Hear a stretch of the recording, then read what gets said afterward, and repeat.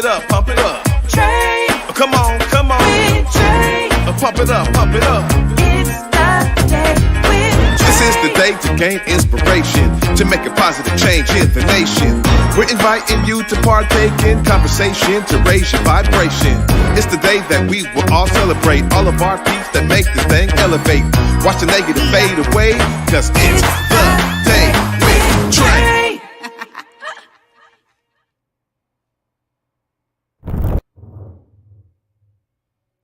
Grand Rising, everyone. Welcome to the Day with Trae. I'm your host, Trae Holiday. I get to welcome you to what we love to call a terrific Tuesday here on the Day with Trae.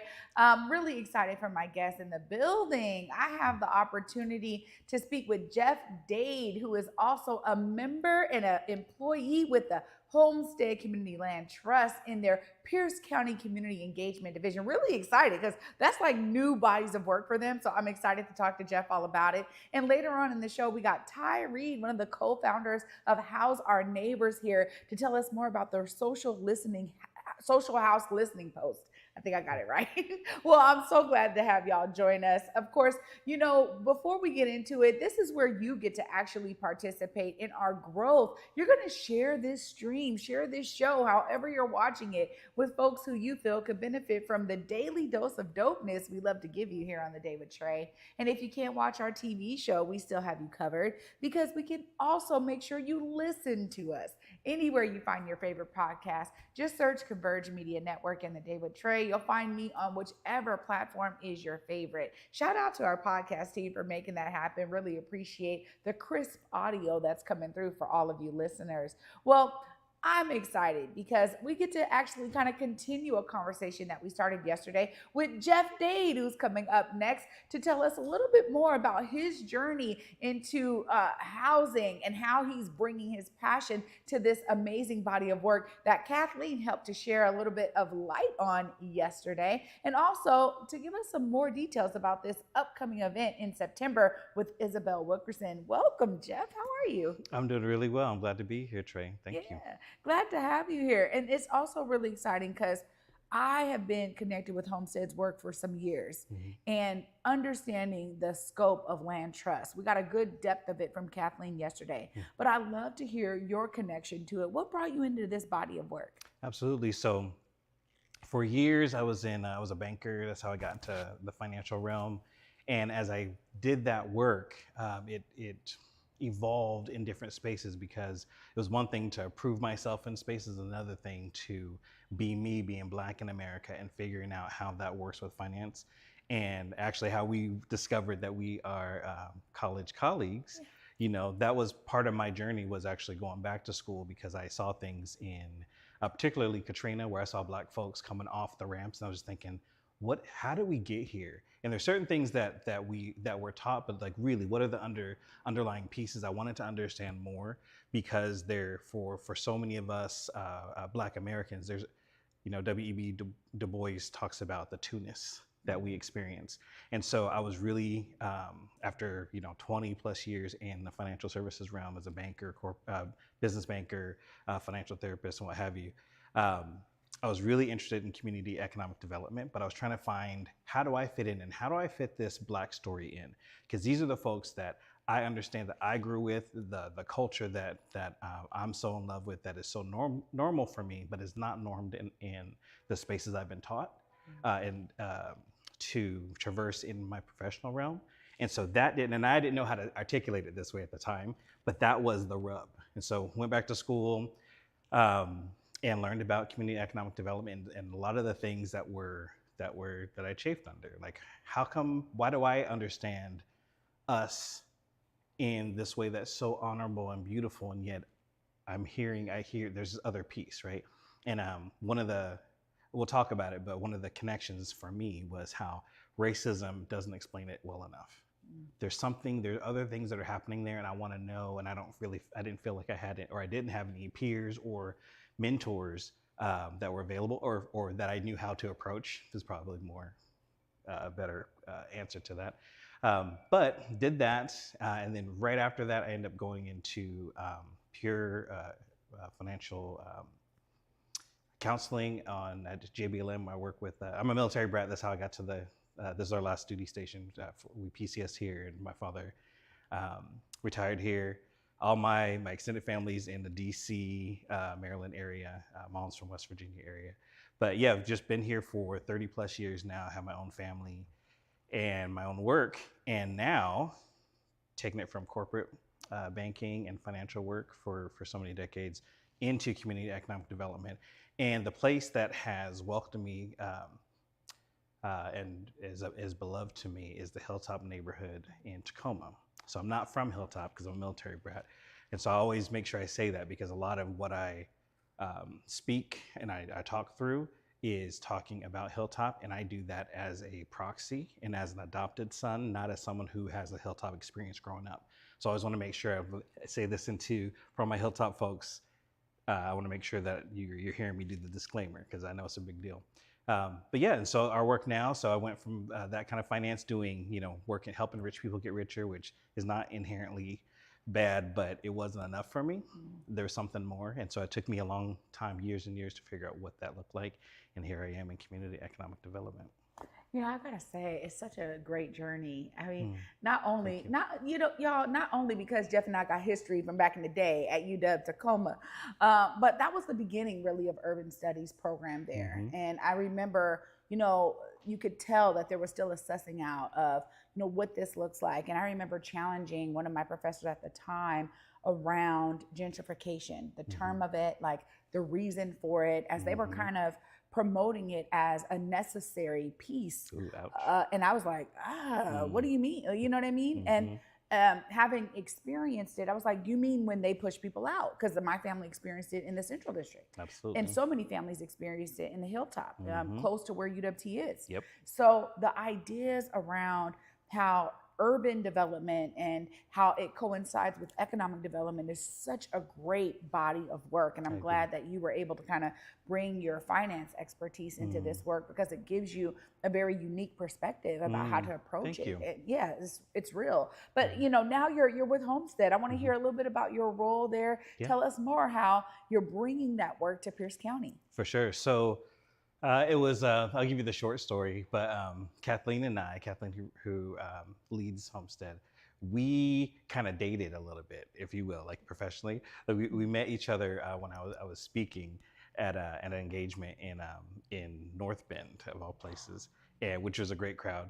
But I was with another nonprofit at the time, and it ended up being this really interesting, I'll tell you, maybe this is better. Going through the pandemic, one of the things that occurred to me and that I really focused on, I joke about it because I say some people got, in shape and they did this and this, that. I collected glasses, which I know you can appreciate, and I collected kindred spirits. So I was looking for folks, because one of the things that occurred to me, having gotten into nonprofit and this community economic development piece, but specifically for the purpose of Black well-being, not only is it a slippery slope, just finding out who has juice, who's interested, how do we, just navigating is really, it's hard. It's really hard. And so part of my road show, I was always doing this piece where like, okay, this is what I do for my day job. Have you heard of Ikigai? Like where this is my purpose, this is my passion, like where it meets, right? So I would always find places where this is my day job, but how do I insert like this deeper piece and for my people, for myself, and cultural conservation, all the things. And doing that, I ended up meeting Kathleen on accident, and we ended up talking and just being kindred spirits. And then when opportunity came up when I was leaving my former project, which was under duress, it was something that was really promising for Hilltop that didn't work out, and for really bad reasons. Kathleen was a partner then, from being able to help me suss out what some next steps could be, but also and we had to meet more in conclusion this part, helping me because I had known of Community Land Trust, and ironically, one of the pieces I ended up being one of the elders for the Community Land Trust. There was sorry, I lost it. There was a response from the community that actually said, we want a Black Empowerment Center, we want a community land trust. Those were, it was like a 3-year longitudinal study that was connected to the Tacoma Urban League, and I got to be part of that. And so being able to connect and actually see, like, how might we do this? Because to your point, progress without displacement, gentrification, one of the definitions of it, right? It's heightened in Hilltop, and depending on who you talk to, I think of my friend, my homie Corbett, who made this shirt with Sankofa on it. Was it 15 years ago? Was it 20? Was it 10? Really, it's a progression of there's an intensity that happened, and today we see there's already, if you're from Hilltop, and more than likely, if you were formerly in Hilltop because of the effects of displacement, that there are market rate places where there shouldn't be, where folks that think like us think there should never be market rate places, right? And so that's part of our work, looking at the community land trust model, which was created by Black folks, by the way. So talk about go back and get it. There is this ingenuity that we created. You know what I mean? So there's an amazing synergy that's happening where we're in the work that we're doing with AYA, Community Land Trust, that we're building right now. Beautiful. The need for this is so real. And I talked to Kathleen about this a bit yesterday, but it also shows itself in different forms of work, and love this conversation series that they started. And I know you're a huge part of, Isabel Wilkerson, this event coming up. Tell us a bit about your perspective on the need for such an event and to bring her body of work specifically out here to really tie it to what's happening in our area. For sure. So non-sponsor, you need to see Origin. I just, if you have, so Isabel Wilkerson, I brought it because this is one of my favorite books, and it's kind of a weird thing to say favorite because the things it uncovers are wild, and they're not positive, but they scratch this itch. So cast the origin of our discontent. So the movie's called just Origin, right? From that part.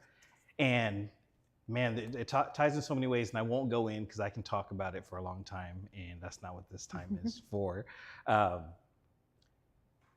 One of the things that she says that I'll quote her, not verbatim, but she talks about racism it not being enough of a articulation of what's happening, and that racism is more like the skin, but caste is the bones, right? And then I heard her talk about class as just on the way here, I was listening to a podcast, class as like the clothes. It's really interesting just how the things work together, and how it's unrecognizable and kind of invisible. And I say kind of because for folks like us, we feel it, like we've grown up in it and we feel it, but it's not described. It's not something that, for our, Black history, you know what you get if you're lucky these days, right? Because we know about Florida. You get a chapter on civil rights movement. You see Black folks and dogs and hoses, right? And then you get a chapter on slavery. And there is so much more of how I don't know if I have to watch my language here, but how we built America. Yeah. And how that is not acknowledged, and how the subhumanity that's been pushed on us. And I didn't have that language even 3 years ago. But that's part of what we're fighting against, is that, but we're not the first ones. And that's part of what Isabel Wilkerson's work does. She talks about how, the Great Migration and how that worked out, but we went from Jim Crow to James Crow, which I didn't even know was a thing, right? Where there's a northern version of Jim Crow that talking about, Black codes versus segregation, all these different things, but the way it's so important because it puts it in a way that's really digestible. It's really, you can really engage it. And she's obviously an intellectual when you really dig into her, but she's saying it in, if you watch the movie, I think you catch why, her cousins in there and her family and stuff. I'm a fan of Isabel Wilkerson, if you're not catching that at all. I love it. But it gives you this through line, honestly. That's why she's so important. I feel like everyone, every American in particular, needs to know her name. I've not met her. She doesn't know what a fan I am, but just as someone who's been a seeker particularly my adult life and in my particular career and what I'm going for, and with Black well-being, it answers so much. And it's not the answer, but it helps us gather these elements that we've known about for generations, right? But to get all the knowledge together and like, oh, that's how it aligns. Okay, that's what's up. So, Kendrick Lamar, They Not Like Us, right? I've been thinking about that now. Mind you, the subject of his song is something different, but the message, right? I feel like if I can use this metaphor, that title and her work, it helps explain why.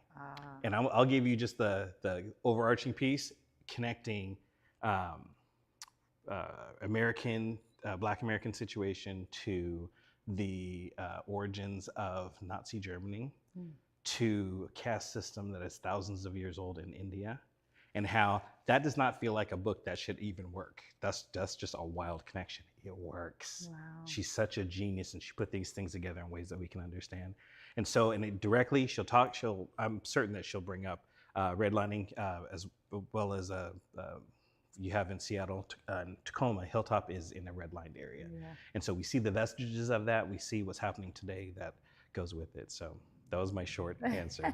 Well, no, clearly, I got to see this in the last time this conversation series was here, and we talked a little bit about it yesterday. It's so true that there's bodies of work that really help to articulate the nuances that are experienced in how we see these different nodes throughout our own lives, whether it's our lived experience or something that we're witnessing happen. And that is so true that, to be able to have someone like her come and explain that and tie it to the experiences we're having here is so key. So I'm glad that you are on this journey of, building the land trust, working with Homestead, really bringing folks from the Pierce County community to be engaged in that work. And of course, before I let you go, I got to give you time to look right here and make sure folks know how they attend this phenomenal event. Let them know. Absolutely. So thank you all for listening. And I hope you all are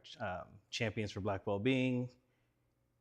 We're out here. There's places for you to join, one of which is if you go to Homestead, clt.org. Maybe it'll be right here or here, something like that. Then you can find out how to join us for our benefit that's going to be featuring the honored Miss Isabel Wilkerson, talking about bringing things home, talking about this overarching piece of what it is to be Black in America and how things work across globally with anti-Blackness, etc. But join us on September 12th.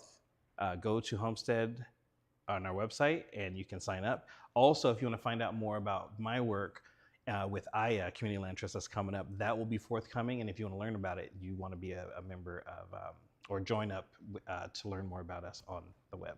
That's it. Jeff, thank you so much for being here. So my good pleasure. To be with you. Anytime you have updates about AYA or our building, just know the Day with Trae is here for you, all right? Okay, I appreciate you, sis. Thank you. Wow, y'all. Great way to start this Tuesday. Some amazing information with Jeff. Up next, we got Tye Reed in the building, and we're going to continue a housing discussion with Tye and House Our Neighbors right after this. You don't want to miss it. Stay tuned. You're watching the Day with Trae.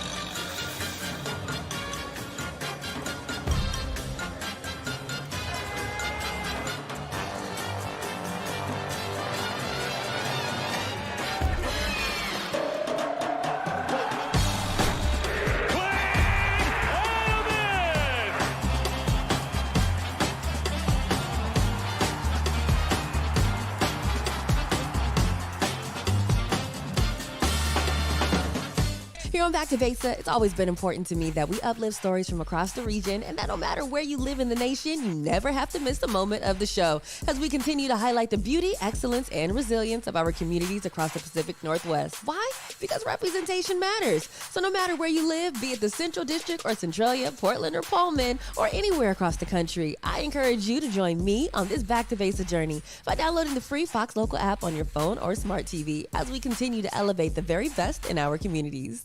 Get ready for an unforgettable conversation. Join beloved talk show TV star Sherry Shepherd for a special episode of The Day with Trae. Sherry opens up about her incredible career, the joys of motherhood, and the importance of staying true to yourself. Make sure and tune into this very special episode of The Day with Trae on August 8th at 8:30 p.m. across all Converge media platforms or at whereweconverge.com. Welcome back to The Day with Trae. I'm your host, Trae Holiday. Joining me right now is Tye Reed. What's up, Tye? Hey, Trae. Happy to be here. Thank you for having me. Yeah, absolutely. Now, this is a continuation because as you can see, we've been talking about housing. I would love to hear some of your background story and what got you to be the co-founder of House Our Neighbors. Sweet. I didn't realize that Jeff would be here and talking about Homestead and land trust. So I think that does tie in really well with housing and social housing. Like you said, I started House Our Neighbors, which, is officially now a C3 organization / a C4. So they do political work as well as education. But before we were just a coalition of organizations.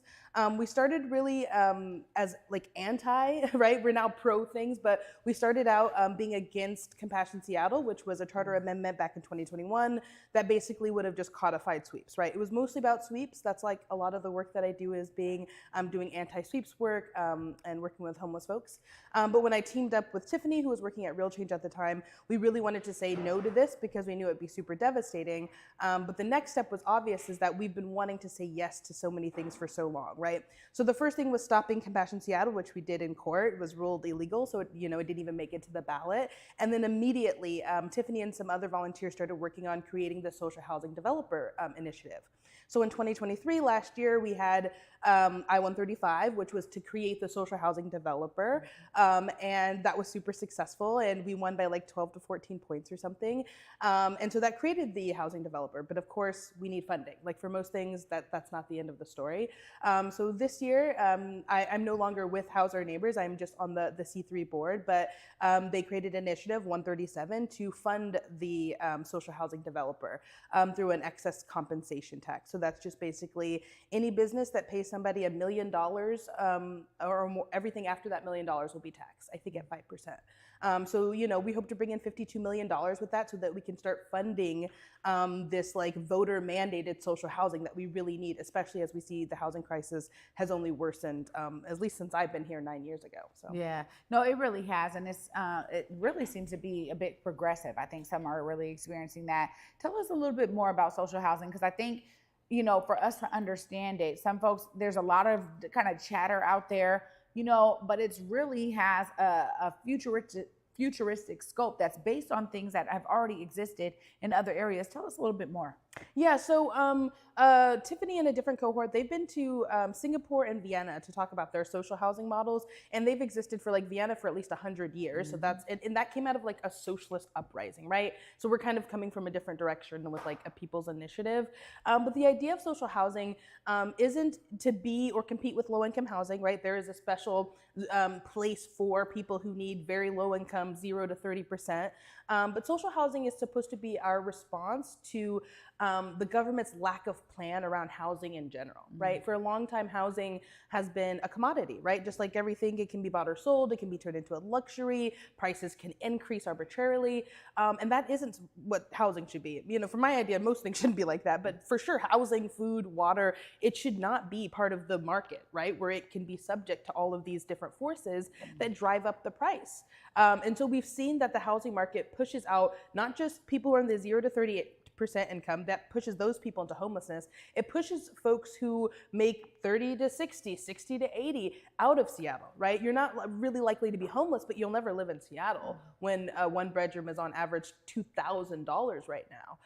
And so we're talking about creating a plan for the city to actually start building essentially workforce housing, housing for nurses and teachers and coaches and nonprofit workers, right? Like a lot of these folks will, they won't ever reach the welfare cliff, where you don't make enough to actually get a lot of subsidy, but they'll never be able to, enjoy the private market or the free market. And so social housing is housing that is permanently owned by the government. So no 99-year leases, which I think can be beneficial in the short term, but like things that it's permanently owned by the government. You'll never pay more than 30% of your rent. There will be rental boards. So like the board, for one, the social housing board that like creates all of the social housing in Seattle, they're going to be majority renters. So we don't really have a government structure that has real power that is majority renters or majority working class folks or people who have experienced homelessness.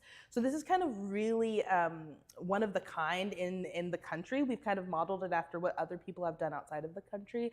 But this is hopefully, a long-term plan. This is not going to build housing tomorrow, but this is saying that like the government should have a stake in creating workforce housing that isn't just subject to the market or only for folks who are always at that welfare cliff.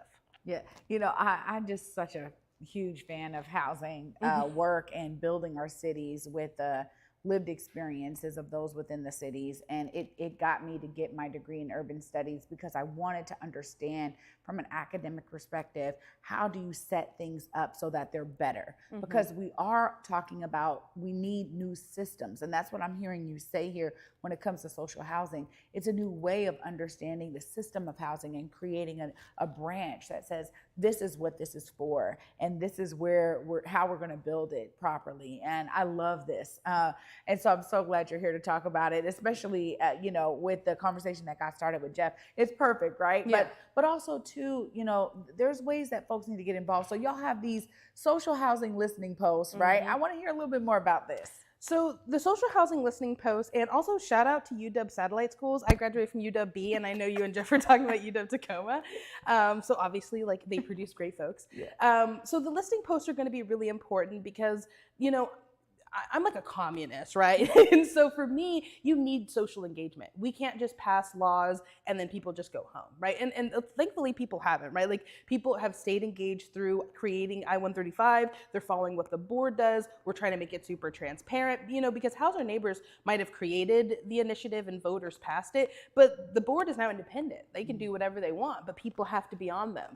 And so part of the listening post is to kind of dispel people's misunderstandings about what social housing is, educate folks on what social housing is, what the long-term project is, and get feedback on what these places look like. One of my favorite things about social housing, well, for one, the first purchases will be acquisition. We'll buy existing buildings, turn them into social housing long-term like that. But the thing I'm excited for that will happen in 10, 20 years, we'll see, is developing a totally brand new apartment that is from scratch, from community, where we talk about, we want a health center downstairs, we want daycares, we want a little store, we want a courtyard where folks can play, and gardens on the rooftop. Like, that's what I'm excited about, and we need that feedback from folks who are going to live here, right? Like, whether you know about social housing or not, it's law now, right? And it's going to the polls to get a tax in hopefully November or February, and it's going to be real. And so we want to hear from folks what that looks like. The Social Housing Developer Board needs to hear from people, and people need to be educated on this totally new, like you said, basically from scratch system that folks need to be educated about so that they can fully engage, right, and have their voices heard. I'm like, exactly. So we'll see you there, obviously. Yeah, no, I'm so excited about this, Tye, because when I tell you, like, that was one of those models that we studied in urban studies and I did multiple like study abroads to learn how cities are built globally. And I'm so grateful to hear this, because over the course of my studies, I learned about zero waste economies and things like that were happening, and understanding what it means to have, a building that houses all of these things. We tried to do some semblance of it here because we did start to see the rise of these multi-use buildings, right? You got apartments, you got retail on the bottom, some have amazing rooftops on top, not all have gardens, but there was like, okay, let's figure out a way to maximize the space in the building. But what went wrong, and what we see here specifically in the kind of Seattle greater metro area, is that we still have a lot of the storefronts in the bottom of these buildings are empty. They're vacant, right? Like the idea is that they are so unaffordable that no business can actually go in there and sustain itself for the course of time. And so because of the kind of ways that we've done it with a capitalistic mindset, when it comes to commercial affordability, it wasn't built into the model. And so having something like this is like a dream to me, because we have the power to now produce spaces that are being utilized 100% by the folks who are in the building. And we also understand like social housing as one, but I go into like, oh my God, there's cooperative models of ownership. Co-ops. There's so many different, like we talked about land trust, there's so many different things that we can do with that kind of understanding of let's build the building so that we have spaces that people need. I mean, daycares, health centers. I mean, you're talking and I'm just like, let's build it today. Because I can see it. So of course, these listing posts are exciting because y'all are telling folks, look, we need to hear from you. It needs to be from community voice that we can really push this forward. I give you time so people know how to share their voice with House Our Neighbors and how to get engaged in this phenomenal effort that y'all are doing. Look right there, let them know, Tye. So I would say go to houseourneighbors.org, get included in the volunteer list, in our newsletter, follow us on social media. That's just, to stay engaged. But our first listening session will be August 18th, 2 to 4 p.m. There's childcare, it's family friendly, there'll be food, there's always a food, it's at Washington Hall. Nikita Oliver helped us put it on, so of course there's always gonna be food at an event that they're throwing. So come out, listen, have your voice heard. If you're a skeptic, please come out, right? If you already support us, come out and see people you probably know. But if you're very confused, this is the first time you've heard of it, you might have heard of it and heard maybe something differently, we want to hear from that, right? Because we know people will not engage with something that they don't have a buy-in in, so we want to hear from folks. Tye, this is phenomenal work. Thank you so much for coming. I mean, anything y'all want from me, tell me. Okay. Like, I love this work. If there are more updates, more opportunities, more listening posts, things like that, where you're hearing from something, from some of the community, you want to share out anything, please just know the Day with Trae is here for y'all. Okay, thank you so much, Trae. Happy Absolutely. to be here. Oh my gosh, y'all. What a phenomenal Tuesday. First of all, you can tell how much I love housing. And for those of you who have known me for some time, you know that that's where I really brought myself back into community, was with Africatown Community Land Trust. So this work is so near and dear to my heart. And I'll be giving all of the love to my guests right after this short break. Stay tuned. You're watching The Day with Trae.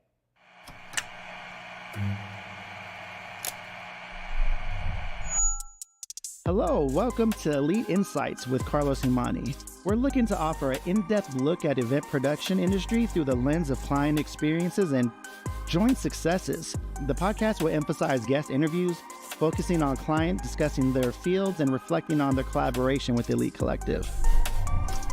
Again, you're with Elite Insights. Carlos Imani here. I'll see you guys in a few.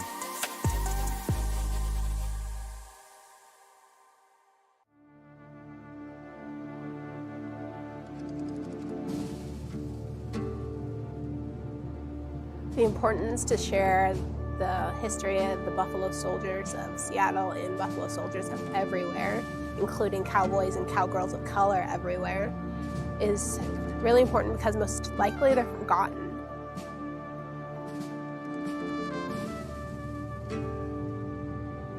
It's important that they're acknowledged, especially for girls like me who look up to them. At a rodeo, it's got an impact on people when they see somebody doing something like that, especially a person of color, you know what I mean? It's got a big impact on people, I think. Representing the Evergreen State, I am your Miss Teen Rodeo Washington, Jessa Thomas. Welcome to the Windswept Farm.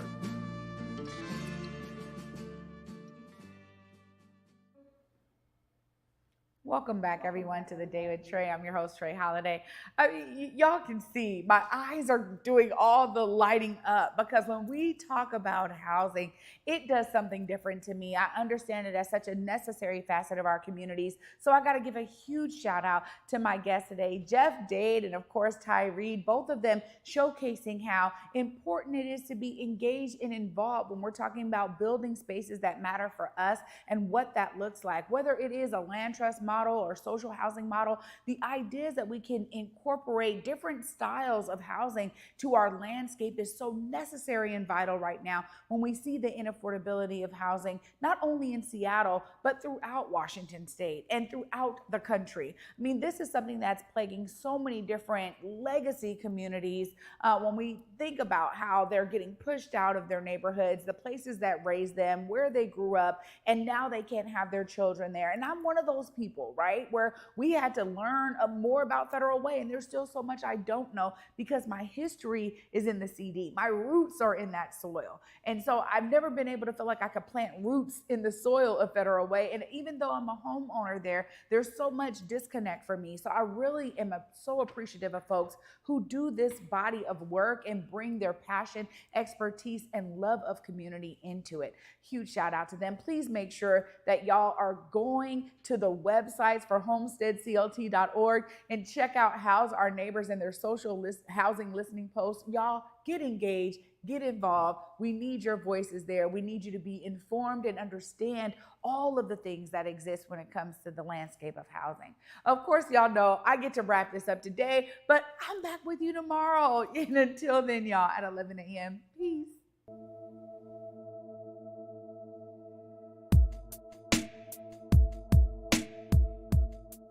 Converge Media produces culturally relevant content for Black and urban audiences.